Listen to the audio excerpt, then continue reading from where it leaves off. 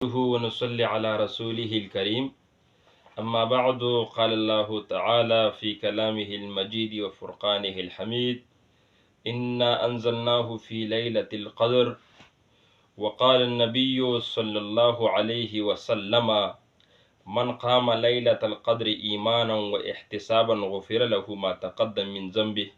رواه البخاري أو كما قال عليه الصلاة والسلام صدق اللہ العظیم و صدق نبیہ الکریم۔ میرے انتہائی ہم سفر ساتھیوں اور میرے معزز سپورٹر اور معاون، پچھلے ویڈیو میں نے آپ کے سامنے لیلۃ القدر کے بارے میں کچھ وضاحت کی۔ آج اسی طرح میں ایک حدیث کی روشنی میں آپ کو مزید وضاحت کرنا چاہتا ہوں کہ لیلۃ القدر کی اہمیت کا اندازہ اس حدیث سے کیا جا سکتا ہے کہ اس حدیث میں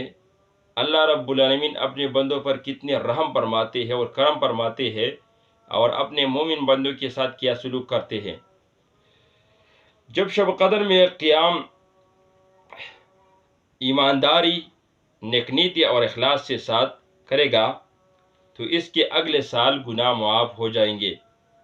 یہ تو حدیث کا ترجمہ ہے جو میں نے آپ کے سامنے پڑھی، تو میں مزید وضاحت آپ کے سامنے کروں گا کہ اس رات پر فرشتے اترتے ہیں اور مومن مرد اور عورت کے لیے دعائیہ کرتے ہیں۔ کسی رات پر، جس رات کو لیلۃ القدر ہے،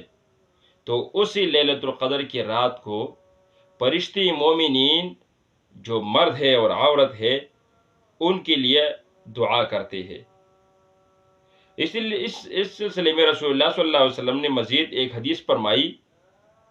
جو ترغیب و ترہیب اور بحقی میں موجود ہے کہ جب شب قدر ہوتی ہے تو اللہ رب العالمین حضرت جبرائیل علیہ السلام کو حکم دیتا ہے کہ وہ فرشتوں کی جماعت کو ساتھ لے کر زمین پر اترے۔ چنانچہ جب وہ اترتے ہیں تو اس کے ساتھ سبز جھنڈا ہوتا ہے جس کو بیت اللہ شریف کی چھت پر نصب کر دیتی ہے، اور جبرائیل علیہ السلام 600 بازو ہے۔ اس میں سے 2 پر ایسے ہے جس کو صرف شب قدر میں پھیلاتی ہے، جو مشرق سے مغرب تک پھیل جاتی ہے۔ آپ اگر اندازہ کیا جا سکتے ہیں آپ کو، تو اللہ رب العالمین کی پیغمبر نے فرمایا کہ اللہ رب العالمین جبرائیل علیہ السلام کو حکم کرتے ہیں کہ آپ زمین پر اتر جائے اور آپ اپنے ساتھ فرشتوں کے لے کر زمین پر اتر جائے۔ تو یہ فرشتے زمین پر اتر جاتی ہے اور ایک سبز جھنڈا ہوتا ہے جو بیت اللہ میں نصب کرتے ہیں، اور یہ ایسے عظیم رات ہے کہ جبرائیل علیہ السلام کے 600 پر ہے، اور 600 میں سے 2 ایسے پر ہے جو صرف شب قدر کی رات کو کھولتی ہے، اور اس میں ایک پر اور اس کا 2 پر جو شب قدر کے دن کھولتے ہیں وہ مشرق سے لے کر مغرب تک پھیل جاتی ہے۔ تو یہ صرف شب قدر کی دن ہو جاتی ہے، اور اس طرح سب فرشتوں کو اس رات میں تیار کرتے ہیں جو اس رات کے ہر نمازی، ہر عبادت کرنے والی اور ذکر الہی کرنے والے اور قرآن کی تلاوت کرنے والوں سے سلام مصافحہ کرتے ہیں، اس کی دعا پر آمین کہتے ہیں۔ یعنی جو بھی اللہ کے بندے وہ تلاوت کرتے ہیں، وہ دعا کرتے ہیں، وہ نماز ادا کرتے ہیں، وہ جس عبادت میں مصروف ہو جاتی ہے تو فرشتے جا کے ان سے مصافحہ کرتے ہیں اور ان کی دعا پر آمین کہتے ہیں کہ ان کے یہ عظیم رات ہے، یہ شب قدر کا رات ہے، یہ لیلۃ القدر ہے، اور صبح صادق تک رہتے ہیں۔ صبح ہونے کے بعد جبرائیل علیہ السلام سب کو کوچ کرنے کا حکم دیتے ہیں کہ چلو۔ فرشتے ان سے دریافت کرتے ہیں کہ اللہ تعالیٰ نے امت محمدیہ کے ساتھ کیا سلوک کیا، کہ یہ دریافت کرتے ہیں کہ جب ہم آئے تو حکم ہوا کہ ان کے ساتھ مصافحہ کرے، نمازی کے ساتھ ملے، اور جب صبح ہوا تو ہم کو کوچ کرنے کا حکم دیا گیا۔ تو اللہ رب العالمین امت محمدیہ کے ساتھ کیا سلوک کرنا چاہتے ہیں، کیا کرنا چاہتے ہیں؟ تو جبرائیل علیہ السلام نے فرمایا اللہ تعالیٰ نے سب کو نظر رحمت سے دیکھ کر اسی رات کو معاف کر دیا۔ اللہ رب العالمین امت محمدیہ کو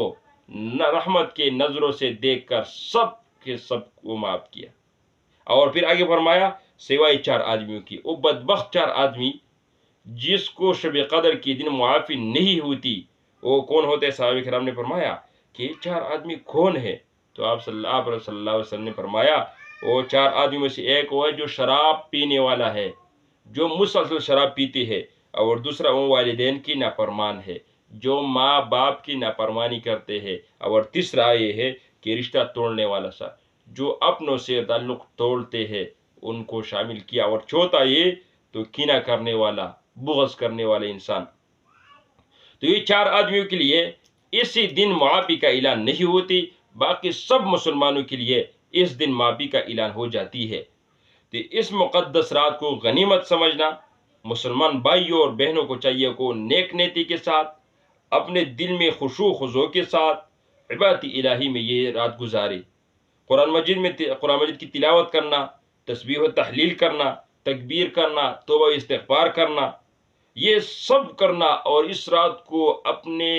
ان تمام عباداتوں سے مشغولیت کے ساتھ وہ گزارے۔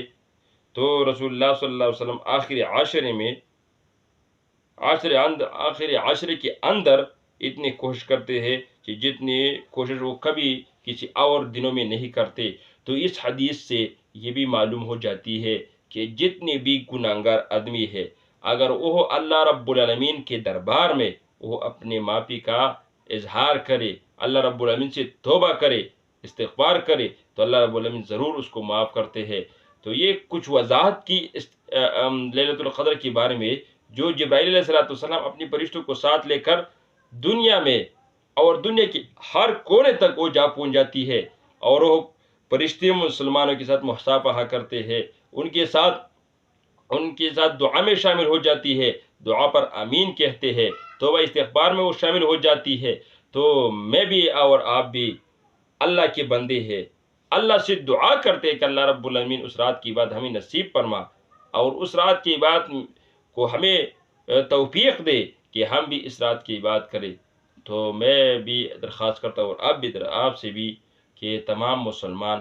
اس رات کو اپنے عبادت سے مزین کرے، نیکی کرے،